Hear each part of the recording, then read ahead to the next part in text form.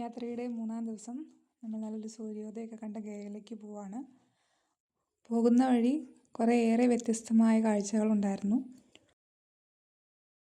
പോകുന്ന വഴിക്ക് ഒരു വലിയ പാലം തന്നെ ഉണ്ടായിരുന്നു. ഒരു നദി അതിലൂടെ ഒഴുകുന്നുണ്ടായിരുന്നു. അതുപോലെ അതിലൂടെ ഗുഡ്സ് ട്രെയിൻ ഇങ്ങനെ നമുക്ക് പോകുന്നതായിട്ട് കാണാനായിട്ട് സാധിച്ചു.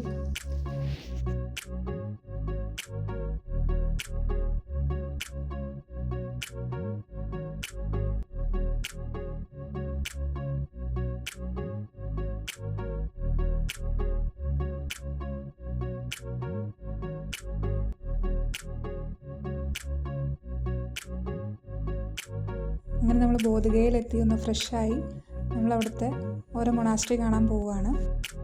വലിയ വണ്ടികളൊന്നും അവിടേക്ക് അധികം കയറ്റില്ലാത്തതുകൊണ്ട് നമ്മൾ അവിടെയുള്ള റിക്ഷകളിലൂടെയാണ് നമ്മൾ യാത്ര ചെയ്യുന്നത്.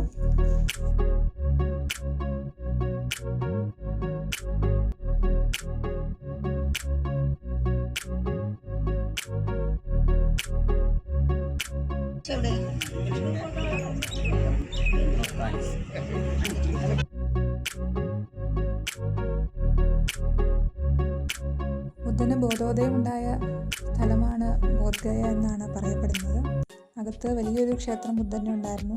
2 മിനിറ്റ് നമുക്ക് മെഡിറ്റേറ്റ് ചെയ്യാനും ബുദ്ധൻ്റെ ബോധോദയം ഉണ്ടായ ആ ഒരു സ്ഥലവും നമുക്ക് കാണാനായിട്ട് സാധിച്ചു. പിന്നെ അകത്തേക്ക് ക്യാമറയൊന്നും നമുക്ക് കയറ്റാൻ സാധിക്കില്ല. അങ്ങനെ നമ്മൾ പ്രാർത്ഥിച്ച് നമ്മുടെ യാത്ര ഇന്നത്തെ ദിവസത്തെ അവസാനിക്കും.